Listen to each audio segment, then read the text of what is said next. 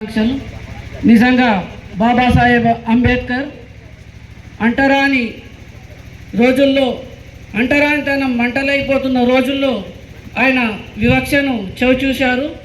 ఎన్నో కష్టాలను, కన్నీళ్లను, సుడిగుండాలను, అటుపోటులను ఎదుర్కొన్నారు.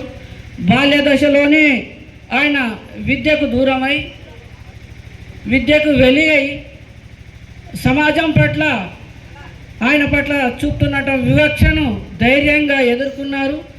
పట్టుదల, అంకిత భావం, చిత్తశుద్ధితో చదువుకున్నారు. ఈరోజు ఆయన ప్రపంచ మేధావిగా కీర్తి ప్రతిష్టలు పొందుతున్నారు. ఆయన్నే నేటి తరానికి ఆదర్శం, నేటి తరానికి ఆయన స్ఫూర్తి. నిజంగా బాబాసాహెబ్ అంబేద్కర్ రాజ్యాంగాన్ని నిర్మించడంలో సౌభ్రాతృత్వం, సమానత్వం, సేవ, స్వేచ్ఛ అనే పునాదుల మీద రాజ్యాంగాన్ని నిర్మించారు. ఈ రాజ్యాంగం వల్ల మనము ఫండమెంటల్ రైట్స్, ప్రాథమిక హక్కులు కలిగి ఉన్నాం. మిత్రులు ఇంతకుముందు సలీం గారు కూడా మాట్లాడారు. వక్ఫ్ సంబంధించిన ప్రాపర్టీస్ ఏవైతే ఉందో ఈరోజు బాబాసాహెబ్ అంబేద్కర్ ఆర్టికల్ 19 అంటే ఈ ఆర్టికల్ 19 వల్ల భావ ప్రకటన స్వేచ్ఛ ఉంది అని ఈరోజు మనం ఈరోజు ఆయన మాట్లాడడానికి అవకాశం కలిగిందంటే ఆయన ఆ మహానుభావుని పుణ్యమే అని మనము గర్వంగా చెప్తున్నాను. ఇటువంటి కార్యక్రమాలను ప్రతి ఏటా వైభవంగా జరుపుకుంటూ ముందుకు వెళ్తున్నాం.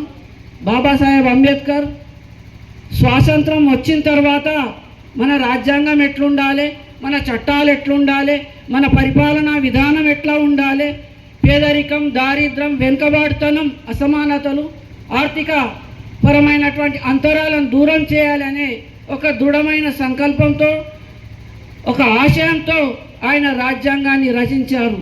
ఒక కమిటీ చైర్మన్గా ఆయన ఉన్న తర్వాత దాదాపు 5 మంది కమిటీ సభ్యులు ఉన్నప్పటికీ కూడా ఒక్కొక్కరు దూరమైనప్పటికీ కూడా ఒక్కరే ఆయన రాజ్యాంగాన్ని రచించడంలో కీలకమైన భూమికను పోషించారు. వారు ఈరోజు మనకు ఐర్లాండ్ కావచ్చు, అమెరికా చట్టాలను కావచ్చు, బ్రిటన్ చట్టాలను కావచ్చు అధ్యయనం చేసి మనకు రాజ్యాంగాన్ని అతి గొప్పగా అందించారు. అందుకే ఆ మహానుభావుని ప్రపంచ దేశాలు శ్లాఘిస్తాయి, ప్రపంచ దేశాలు ఆయనను ప్రశంసిస్తున్నాయి. మన భారతదేశం ఈరోజు 140 కోట్ల వరకు జనాభా చేరింది. ఈరోజు ఆయన అందించిన ఫలాలు, సంక్షేమ పథకాలు, అభివృద్ధికి సంబంధించినటువంటి కార్యక్రమాలు మనము రాజ్యాంగ స్ఫూర్తితోటే మనం ముందుకు కొనసాగిస్తున్నాం.